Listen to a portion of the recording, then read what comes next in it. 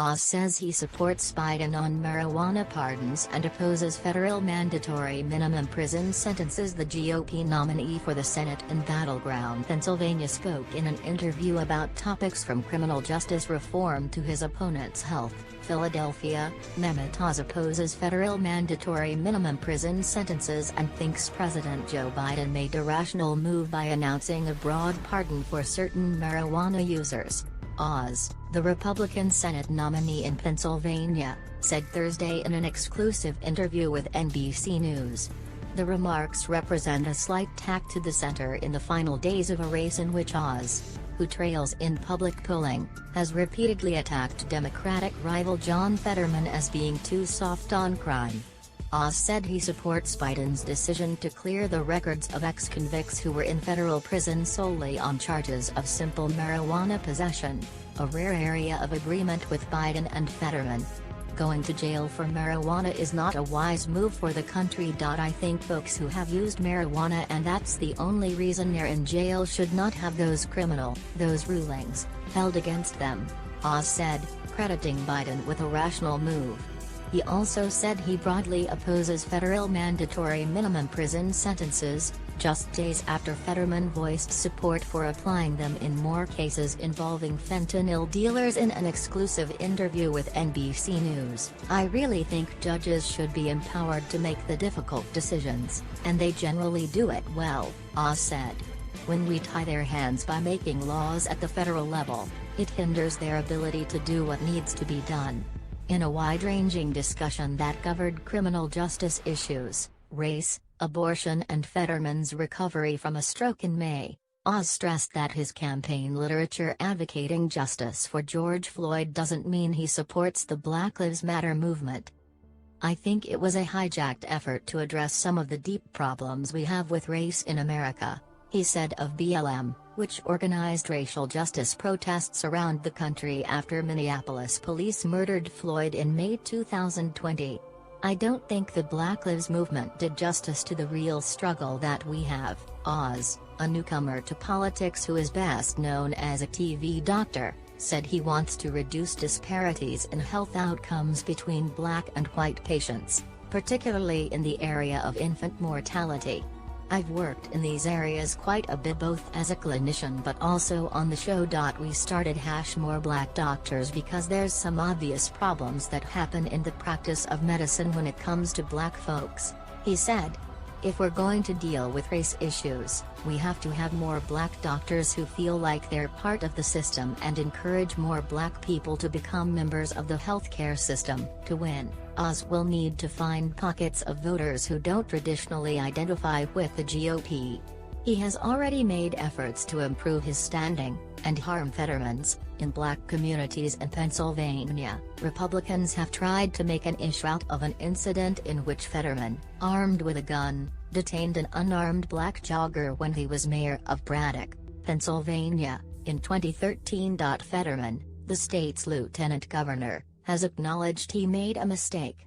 Fetterman has never trailed in a major poll, but recent surveys show the race has closed to within statistical margins of error. An average of polls compiled by Real Clear Politics suggested a 3.7 percentage point advantage (-46% to 42.3%) for Fetterman on Thursday afternoon.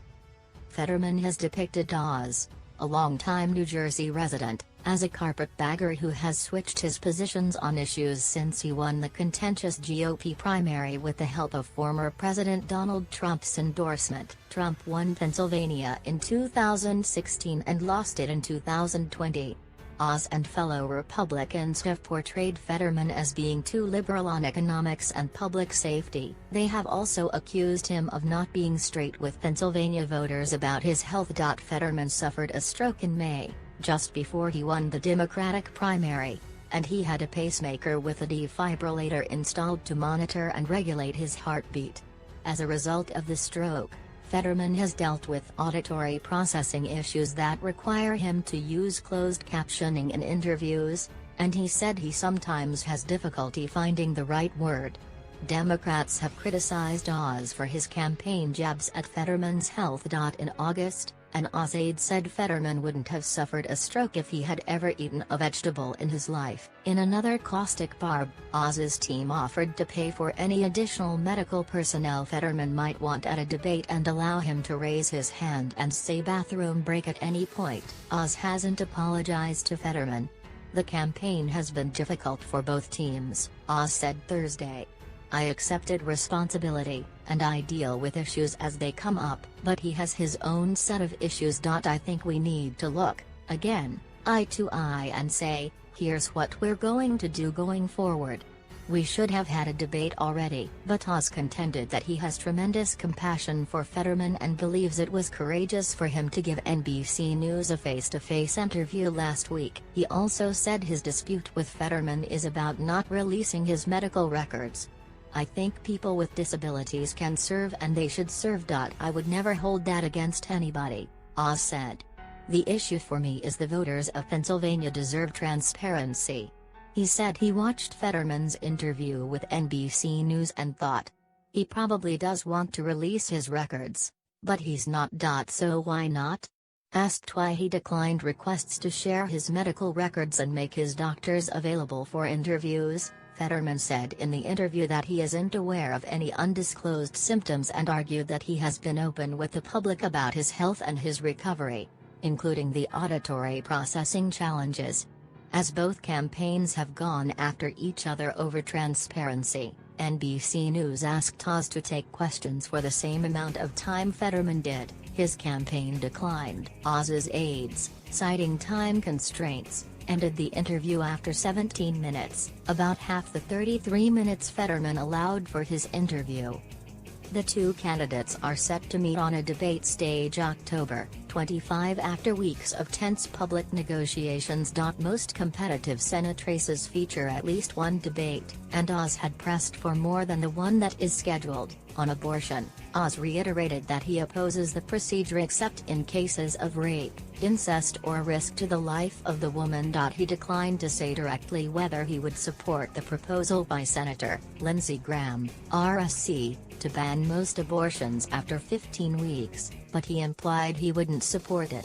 I don't want any federal rules limiting what states do with abortion, he said, saying his view was bigger than the question of Graham's bill. It should be up to the states.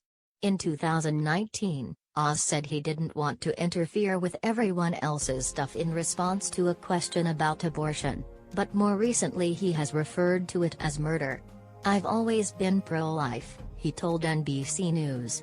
In that interview you mention, I said I was pro-life. While Oz has spent much of his campaign hitting Fetterman on crime, he offered few specific policy solutions of his own.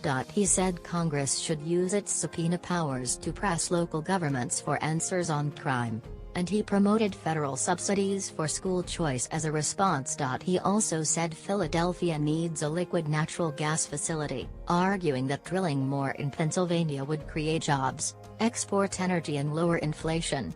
He rejected a comparison between Fetterman's efforts to win clemency for violent offenders in Pennsylvania and Trump's First Step Act, which provided for the early release of non-violent convicts.